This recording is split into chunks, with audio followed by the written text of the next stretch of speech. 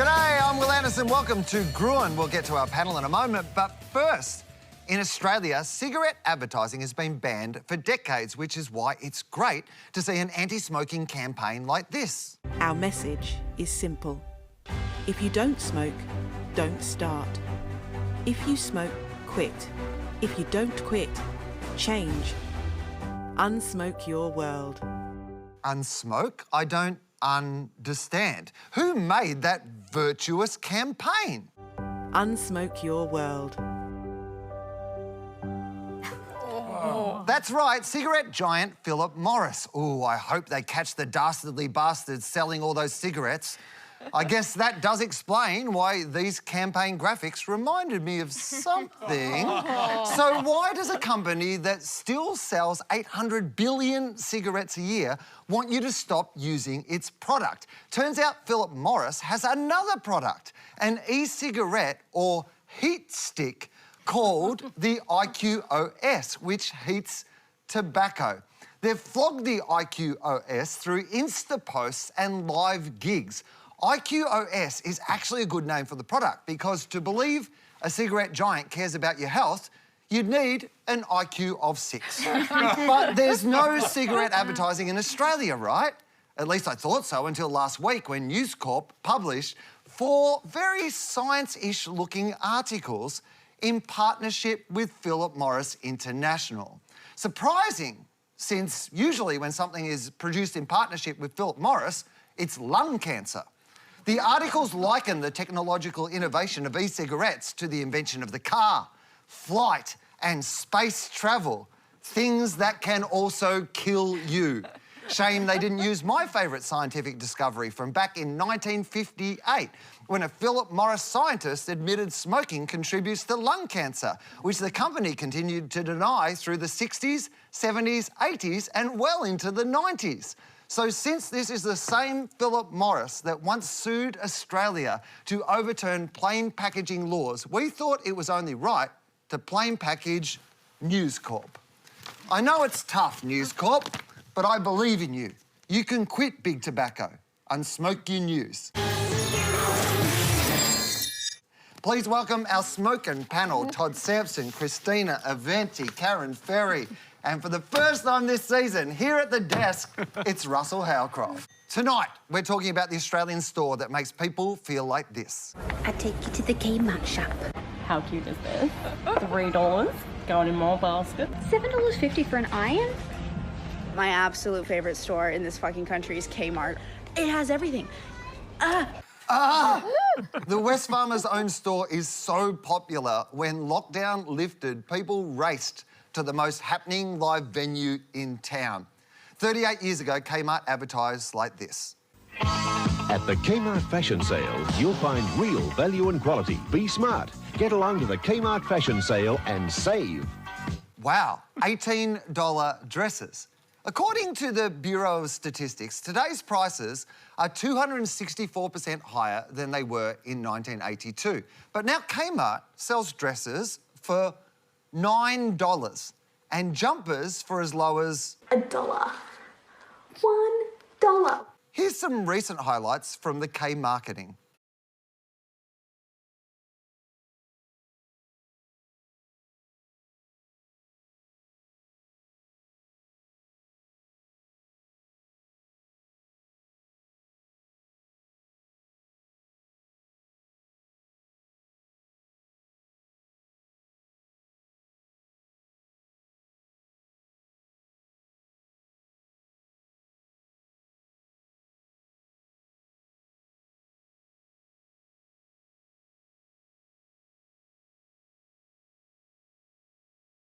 $3 plates, $8 cushions, and enough fun music to distract you from how they have such low prices.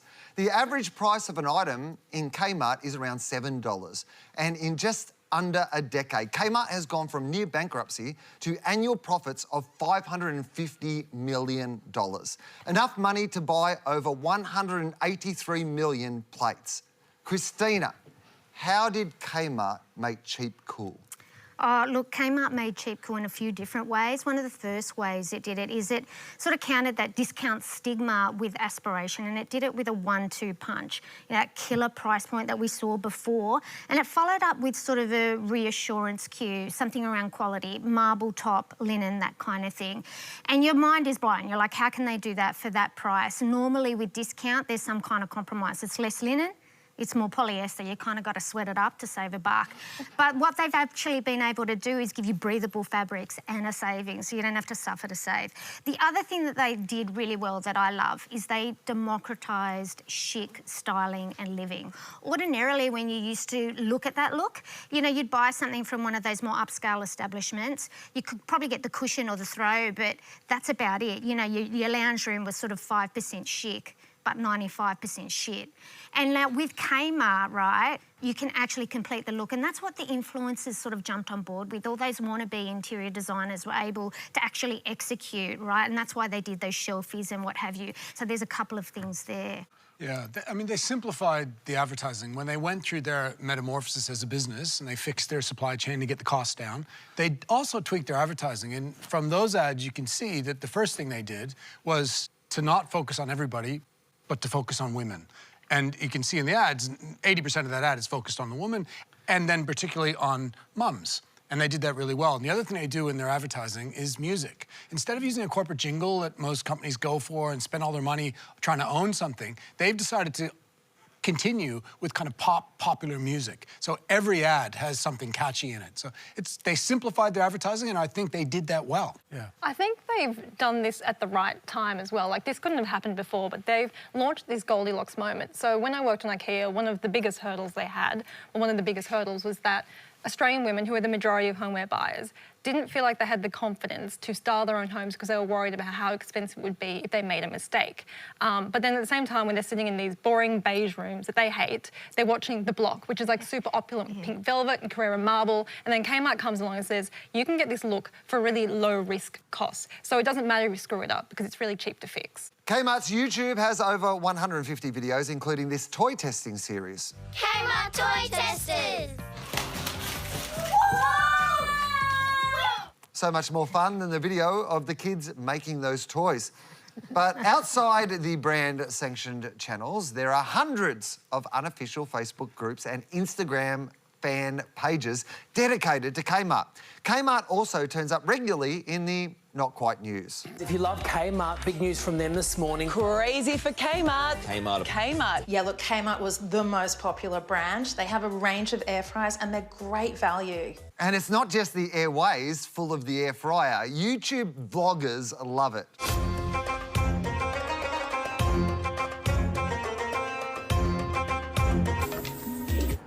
It's similar to a microwave, but this takes longer. You ever want a hand of locating one of these bad boys? The Unco cooking device over here to my left. Give me a call on 1-800, I'm in a punch on, and I'll sort you out, yeah? Karen, what's the value of a signature product like an air fryer? Okay, so what these viral products actually mean is they have a halo effect over sales in general. So you might go in to buy an air fryer, and whether you pick one up or not, you are going to grab something on the way because you want to make the visit worth it. And if you go into Kmart, you'll see that they are giving a lot of their products this viralness. So more and more of their products have a unique quirk or something different. So it's not just a dog bed. It's a dog bed in the shape of a racing car, which is like super adorable. Like, can you imagine putting it in your dog's bedroom and tucking them in their dog pyjamas? Like, that is talkability because you've never seen anything like that before. The thing about retail, having worked on Aldi, is it operates on a news cycle, okay? And there's only so much that you can do in and around price and low prices and sales. You want to create, I guess, you don't want to just communicate products. You want products that communicate, to Karen's point, you know, that they have a life of their own. The other thing is we know that those reputable media establishments like A Current Affair love a story from a Kmart or, and I say that sarcastically, just to be sure. And so what you want to do is actually give them the news, not that shonky, dodgy product. You want to give them a good news story that is around one of these sort of viral products. And they seem to have that strategy across a lot of their products. They're sharing its praise on YouTube videos. They're, doing hacks every week and spending a ridiculous amount of time going into Kmart to share the information, but also they're policing each other's behaviours. So if you do the wrong hack, you get publicly shamed or roasted. It's got all the hallmarks of a burgeoning cult, but without, like, we group say. So in the world of marketing, aspiration matters. In fact, every single item that you're selling, you want to attach aspiration to it. It's really important to remember that the average individual earns $57,000. So the role that Kmart plays in having a price point like this and also then actually providing aspiration, we shouldn't underestimate just how powerful that is. Look, I totally agree. I feel like there's a section of the market that have been trained to wait for the Thermomixes, the air fryers to be Kmartified. So it's affordable, it's going to perform well. I can buy into that now, so it's available to the many, not just, at a $1,000 price point for a Thermomix. Quality product at a cheaper price. Almost the same thing. That's why at the ABC they call me Kmart Adam Hills. IKEA's layout is so disorienting, it requires a treasure map to navigate. As a retail experience, Kmart feels like wandering through a theme park inspired by the third drawer down in your kitchen, all driving you towards the checkout, which is right in the freaking middle. Christina, how does the Kmart in-store experience make us want to buy? Okay, there's a few things that they do, and we do a lot of, research when we're understanding store design, eye tracking, sometimes heart rate monitors, even biometrics and sensor pads to understand, are you sweating, how are you responding to that environment around you. Now, one of the things that we know is that when you enter the store is you tend to turn right. 90% of people will turn right. Okay, and then they'll shop perimeter. And what they found, with Kmart is that centre was a dead zone. And given that walking through Kmart is like walking through a giant living catalogue, right, where you're just one big throbbing impulse, you might grab a few things as you walk to checkout. And that's all born of research. And as much as it's a pain in the ass in the middle, they knew that they've got a strong offer and people would adapt. They would have done a lot of research and the gains must have been greater than the losses. But it's somewhat backfired. But in this case, putting the cash register in the middle means they need a security check on the way out. So unfortunately, they made the entrance sort of inviting, but the way out is like a criminal pat-down. And that's the opposite of what they intended, but that's the reality of that structure. I mean, if you are a thief and you're stealing from Kmart, you've set your sights pretty low. The thing is, it's only $3. Yeah. Steal from somewhere where the stuff is already expensive. Being found out at that moment, and I still feel nervous when they check your bag, even though you know you've done nothing wrong. So there is a problem with that, absolutely. A bit more border control there. Yes. Earlier this year, Kmart made news for its eerily empty shelves due to something happening in China. Don't know what. Items were harder to find than a Kmart bookshelf that actually has a book on it. With around 75% of Kmart's stock belonging to its home brand Anko, seems like a load of wanko, it's hard to find something in Kmart not made in China. This koala artwork was made in China. This koala dog toy, made in China. Oh, this koala bib wasn't made in China. It was made in India. Even the items in Kmart are starting to suspect they're crap. Todd, is there any way to persuade people to forget about price and buy local? No. The way to do it is the way we've got people to buy China, lower prices. What we do know is Australians might have deep nationalism, but they got shallow pockets. And we love the country until it comes to a bargain. And the bargain often blinds us to where it's coming from. The reason the prices can be so low is because the labor and material costs are incredibly low. And that itself is quite dark when you think about it. In the Kmart context, it's incredibly difficult to achieve. We're talking about R.M. Williams. So R.M. Williams, a pair of boots that are made in Adelaide, are going to cost north of $600. And you can get a pair of boots in Kmart for under $10. So the proposition of Kmart is about price. It's impossible for them to produce in Australia and meet their price promise. If you buy furniture that's locally made, it might be too expensive. And I think the danger there is that until you make buying local affordable for the masses, you might actually create a class system of the have locals and the have nots. The way to make real change is if you can make something affordable for the working classes. Thanks to our year spent indoors, homeware spending is up around 70%. Aldi and even Woolies, the fresh food people, are becoming the fast furniture people. Serial logger IKEA makes one Billy bookcase every 3 seconds and has announced a buyback program.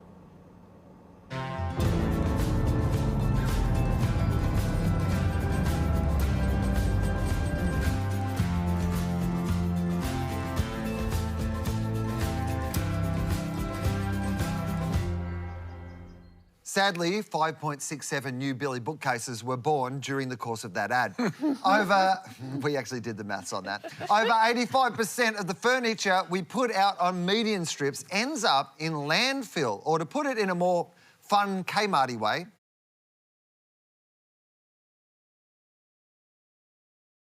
we're living in an increasingly environmentally conscious world. Russell, will Kmart have to stop before they fry the air?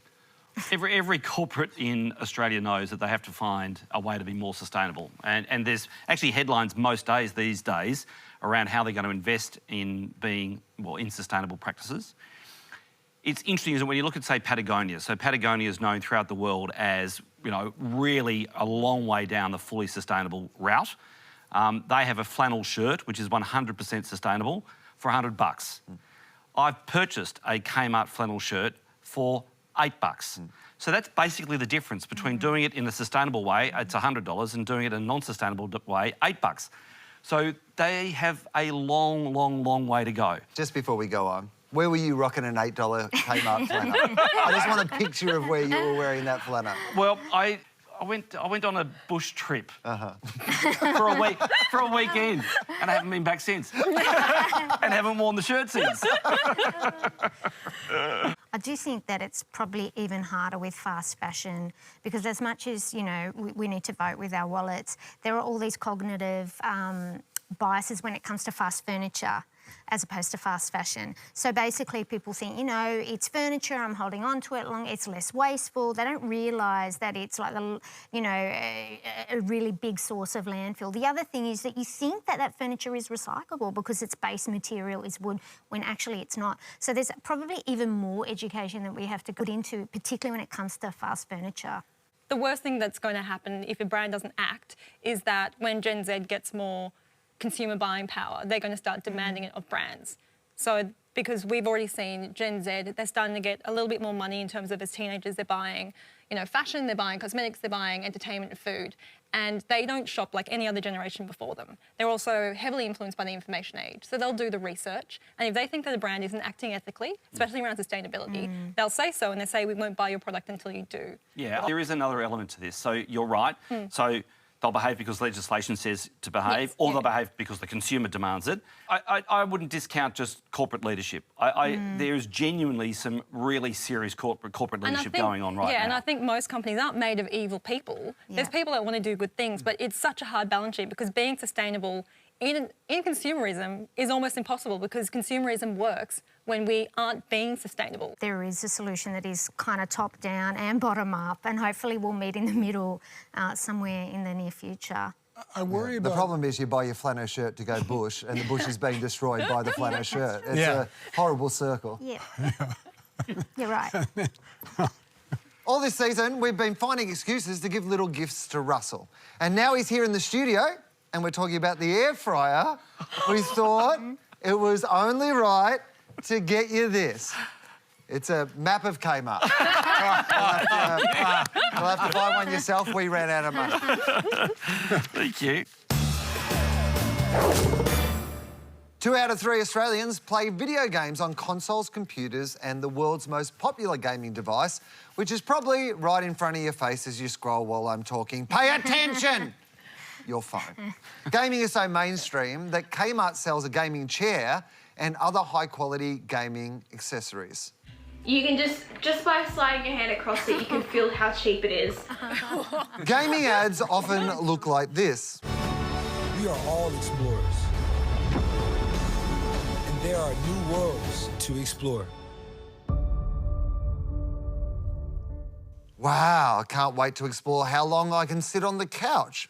But now, once dominant market leader Nintendo, owner of the world's second richest tradie after Scotty Cam, is looking back. You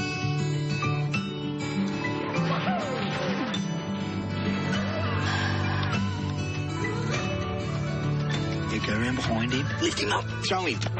Yes! I love this part. It's okay. Now go around. Grandpa taught me this. Go for the tail. Yeah, you got it! 35 years of Super Mario, only on Nintendo Switch. Aw, 35 years of ruining the fun for your kids. Russell, can you sell games by living in the past? I can't see how this possibly works. I just think it's...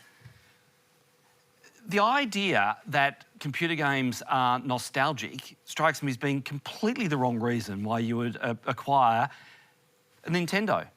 And the fact that they actually have to put in the years on the bottom right-hand corner in order to help me through the narrative of the piece of advertising, and then the fact that they have the guy there who's now the grandpa sitting there with the and it's all... I mean, my heart feels so warm towards Nintendo because they've been around for 35 years. I actually think it's complete nonsense. And to spend that amount of money to do something like that, rather than actually say, dive into the Nintendo world because we've got something brand new, exciting and interesting, I really can't see how that would sell a single thing. It might get usage of an existing Nintendo machine that's sitting on the shelf that people aren't using at the moment because of this sense of nostalgia. Oh, yeah, let's give that another crack.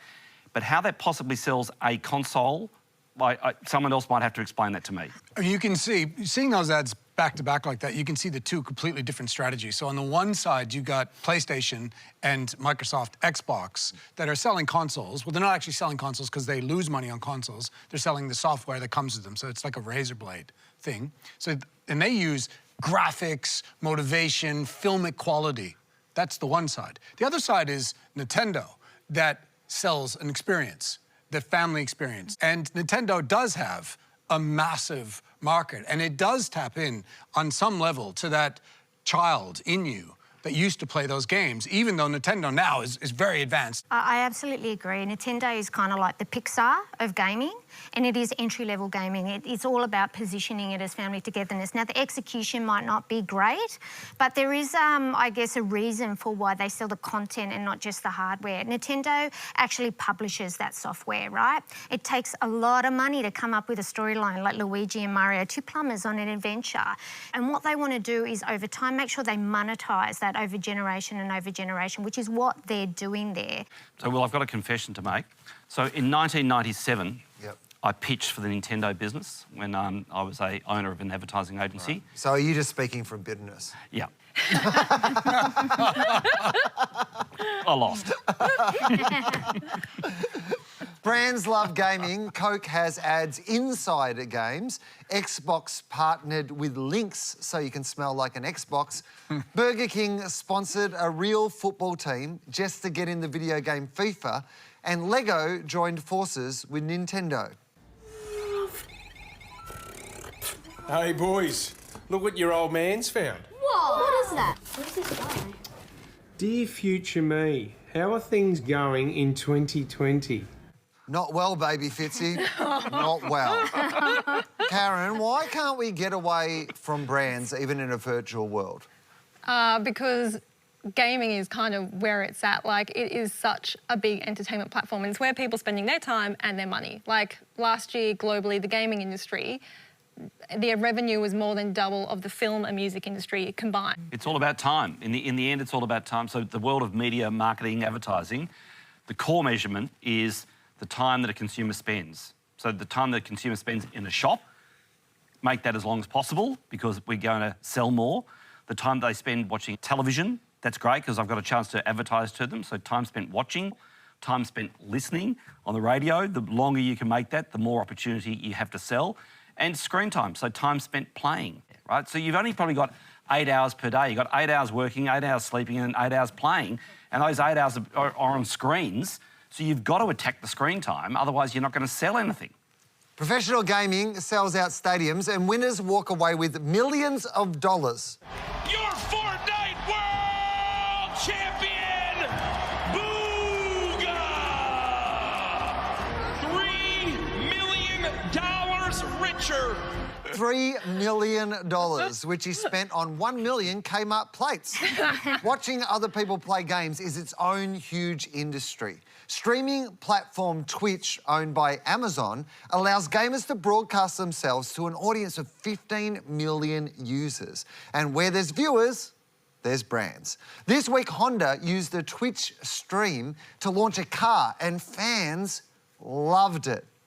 I hope Honda never does this again. Christina, is Twitch the future of advertising? And follow-up question, when did I become 1,000 years old? About the same time that I did, which is just now.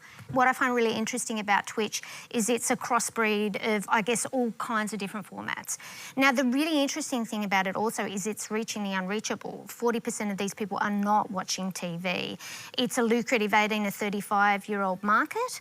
It's a little bit male at the moment, but that is shifting. During COVID, I think there was like a 60% increase in non-gaming hours viewed, you know, lifestyle, talk shows, those kind of things. But you've got to be really careful as a brand. You've got to understand kind of the language and the grammar and the community, because what you'll see there at Per Honda, where it just plonked an ad, a long format ad right into a channel, like the organ rejecting a foreign body, you will be spat out. Yeah. Twitch is like the goggle box of gaming, right? Millions of people around the world sit and watch other people game. And it's, on average, 90 minutes a day, 18 to 25-year-olds are watching people game. But marketers, again, are slow to understand how to use it. There's a lot of risks, advertising risks, marketing risks. Amazon is trying to commercialize it. You know, they need to use this platform and make money. They recently just did forced ads. B-roll ads came up, and it was rejected. Like, people just went, no way, because you are live streaming. So you don't want it stopped. What they were doing is muting the action and putting up an ad and just sent people off. The other risk is it's basically an influencer model. So from a marketing perspective, you are buying an influencer and their market. And obviously that comes with risk because you're dependent on that person to not end up, whatever, in a brothel with a gun or whatever they might be doing. And there's a risk. And the other thing is... That's the version of Cluedo, right? The updated version? I think it was Professor Plum in the brothel with a gun, right? Yes. And the other risk is live streaming. It's so unpredictable, and marketers want certainty when they're advertising. So they haven't figured out how to commercialize Twitch, although it is massive in its scale. Yeah, so I don't know whether I'm being pedantic, Will, but the question around, is it the future of advertising? It's the future of media. It's a media platform, and then brands will play on that platform. I've got Twitch on my phone, you'll be pleased to know. Do you? Yeah. What do you do on Twitch? Absolutely nothing, actually. I haven't loaded it up for about a year, but I was fascinated. Didn't think of loading up Twitch when you were on your camping trip?